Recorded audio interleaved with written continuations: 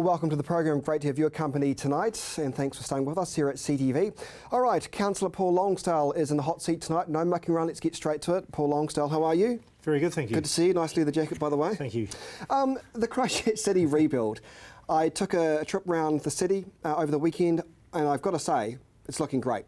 Absolutely. It really is looking great. You were at one stage the poster child of the rebuild. What do you say? Look, I think people underestimate how much is going on there.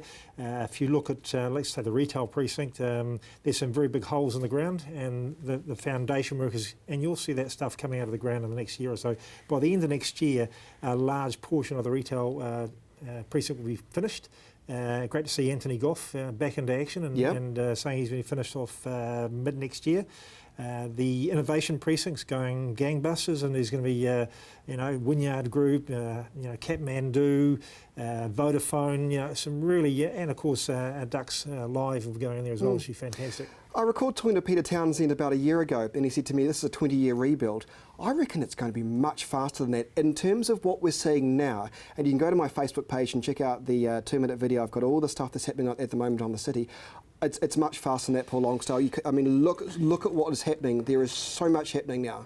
Look, I think he's right in the respect is to get most of it completed, it may be a 20-year window, but the reality is we're going to see large portions of it finished way sooner than that.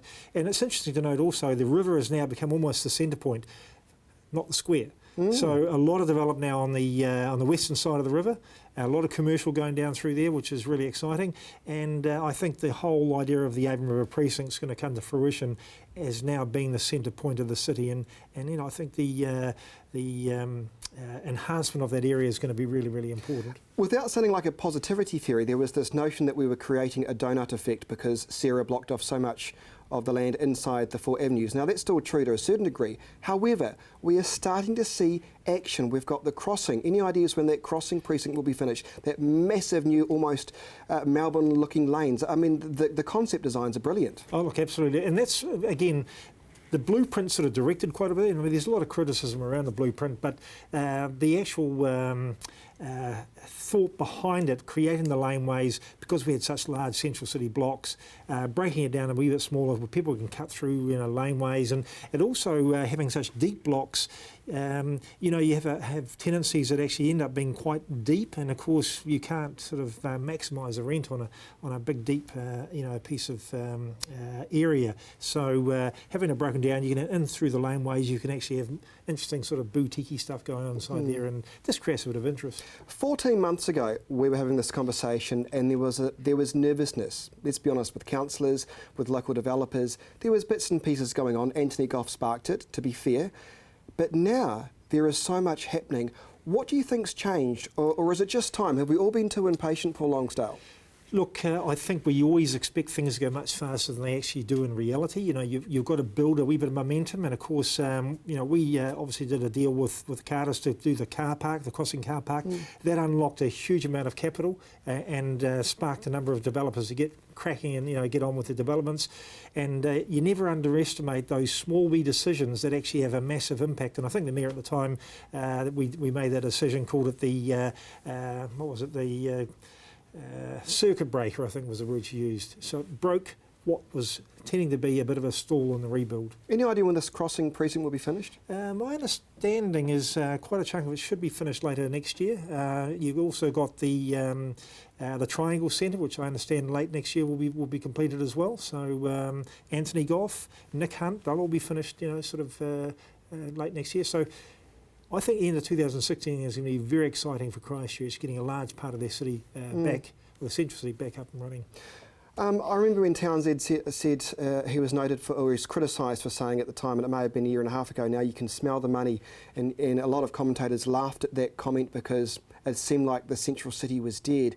I got to say though, many of them should be eating their words, because when I was out and about in my little car over the weekend, you can smell the money, you can see the development, and that is going to give the local investors or potentially international investors confidence, because now, Paul Longsdale, we can see progress. Look, absolutely, and I've said this right from word go, because we've shrunk the inner city or the central city down to a smaller area. Those businesses that want to get back and be a part of that central city area again are going to have to get their hands up quick, because there won't be much space left and it's going to go fast. And we're seeing that now. Good quality tenants coming forward, putting their names up. And I think rebuilding that central hub is really, really important for productivity because when you've got a collection of businesses that are closer together, you don't have that time span of, post-earthquake, we'll all remember, going to meetings held all over the city, and the loss of time was actually exorbitant.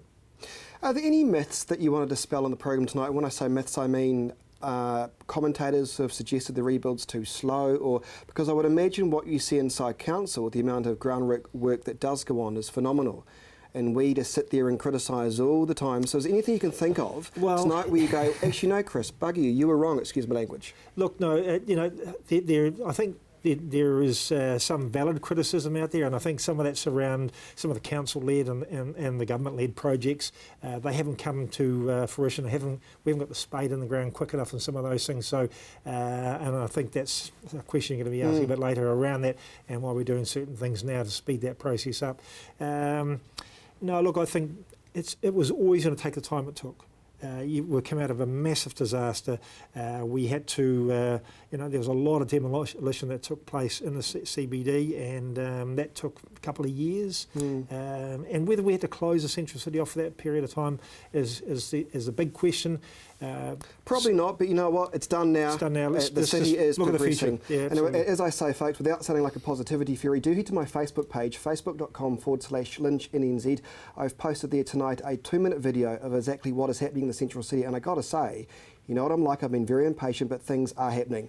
Well, still to come on the program, we will discuss those Blimmin Anchor projects, what has happened with the delays. That's next.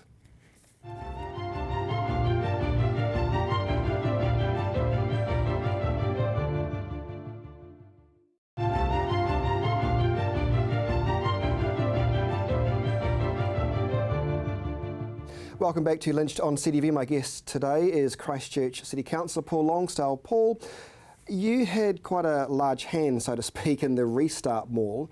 I was there over the weekend. It is an absolute success. Now that the weather is fining up, a lot of people there. Why was the Restart Mall so successful, and do you hope there can actually be some kind of permanent structure there? Look, the success is a really interesting one, because what I'll say is that when we opened Restart, and getting the thing to the opening point was actually pretty difficult, I have to say. There was a group of people that did a lot of work, a lot of hard work. Making it successful was harder than actually getting the thing off the ground. Why? Because you have to understand what you're dealing with, and I always believed that Restart was going to be entertainment with a shopping offer. Never forgetting that it's a shopping destination, but because they've got to be successful, that's sort of like the catalyst, but it's all about the people. So you have to activate the street.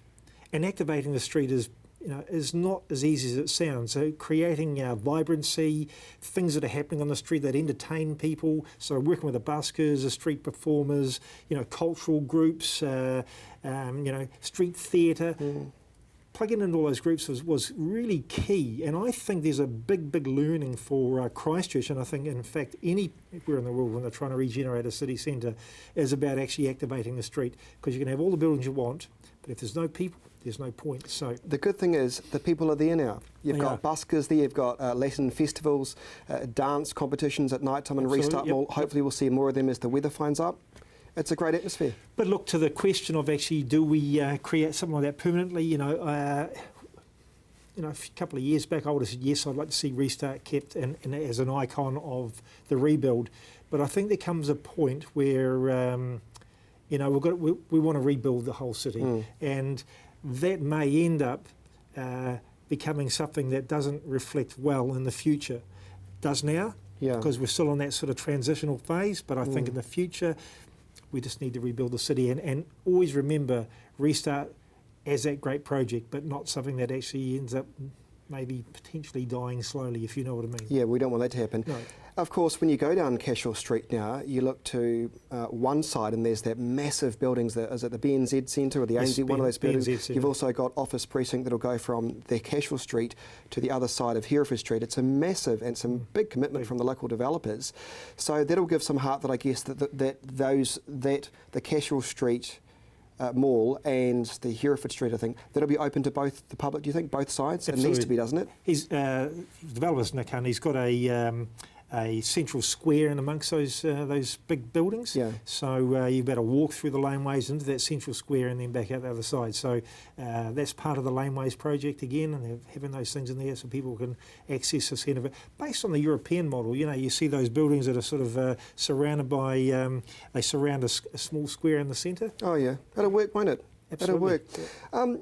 I want to touch just briefly on, as I was going down Cashel Street Mall or whatever you call it, and I noticed the earthquake, the Quake City. Quake City. Attraction. Do you think the earthquakes have actually attracted tourism to the local economy? Has it actually done any good?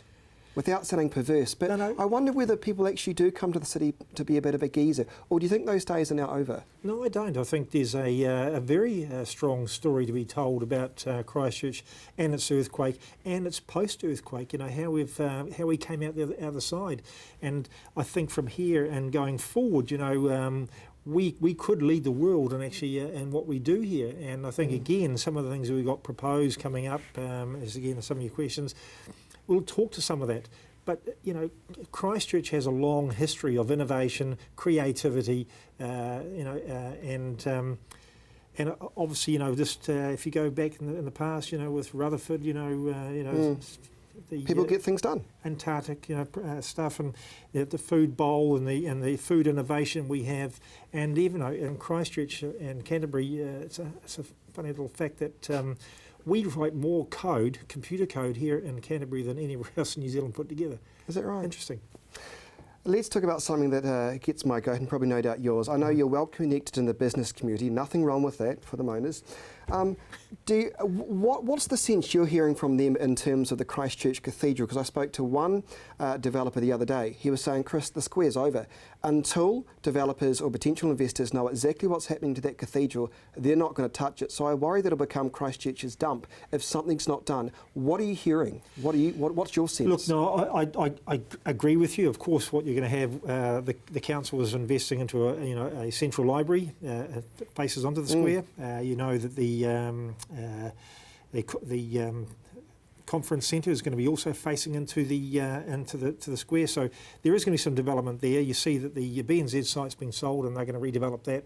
So things will happen there. But the problem is the cathedral is I suppose a tragic reminder, but it's a tragic reminder of how things are not going well. And I mean, nobody wants to move in next door to a neighbour who doesn't know what they're going to do.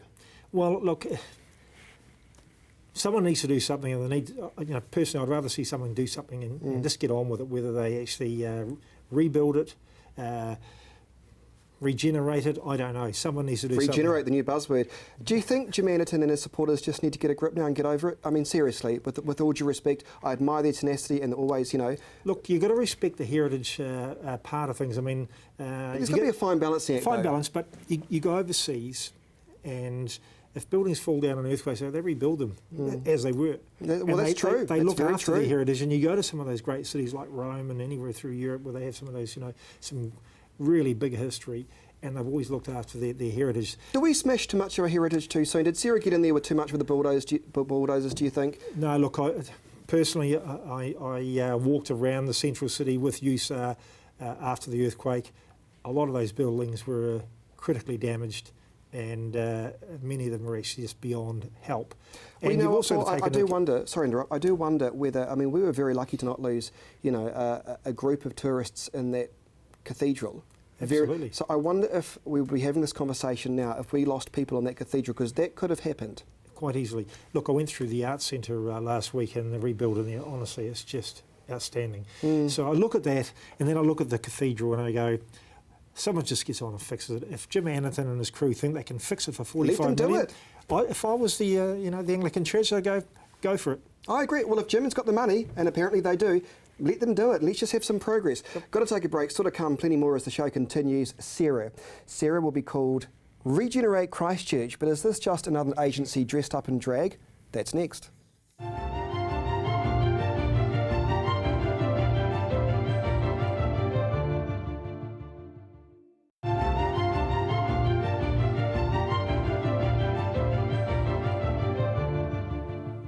Welcome back to Lynched on CTV. Paul Longsdale, Christchurch City Councillor, is my guest. Let's just continue briefly with the subject of the cathedral.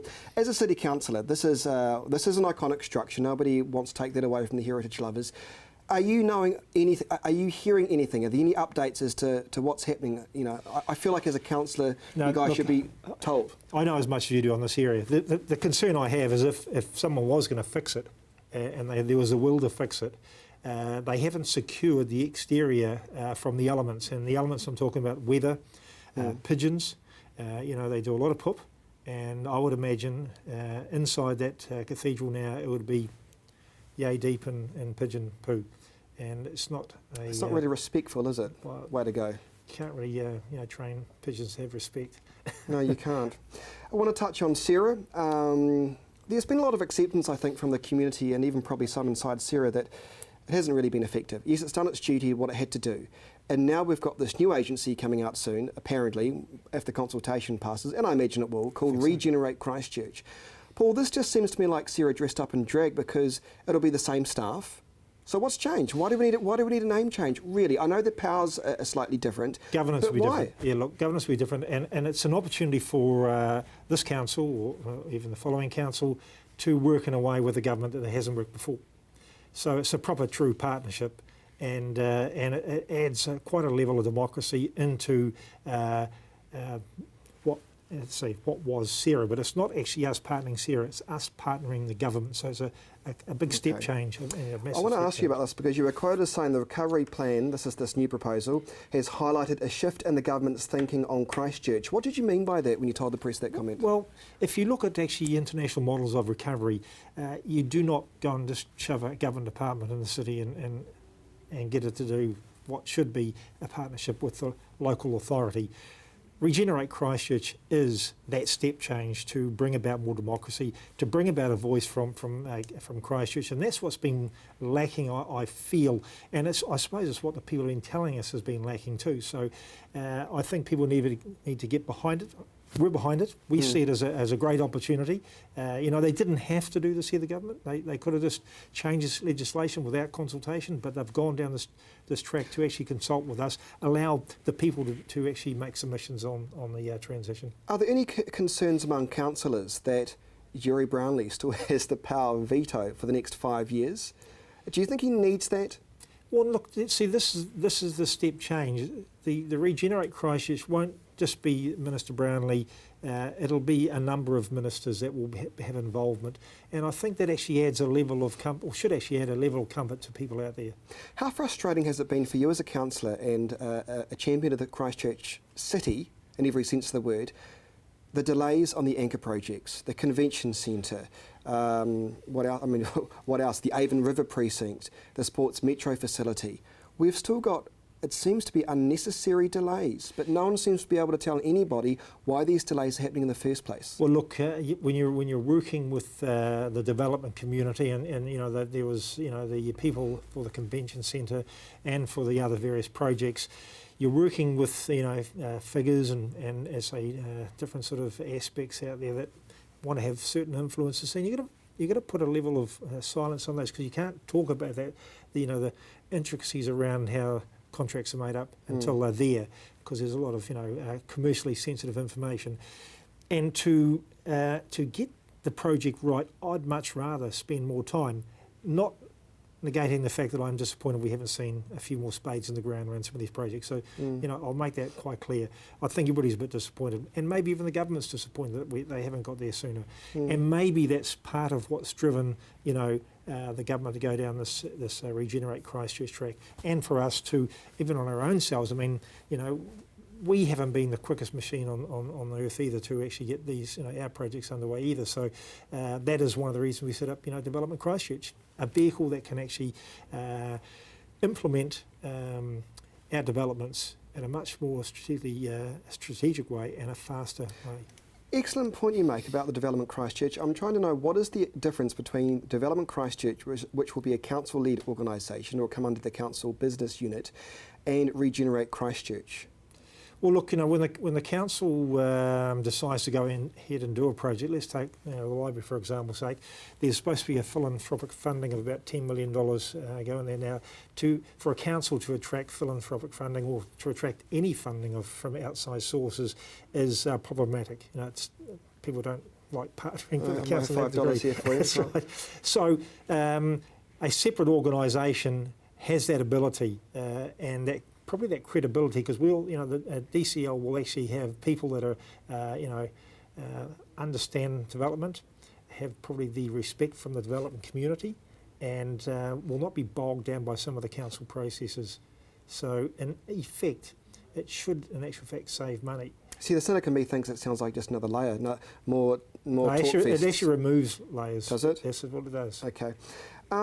I want to touch on what I've got here tonight, the council in terms of getting more city councillors. I know there's a proposal to get a few more.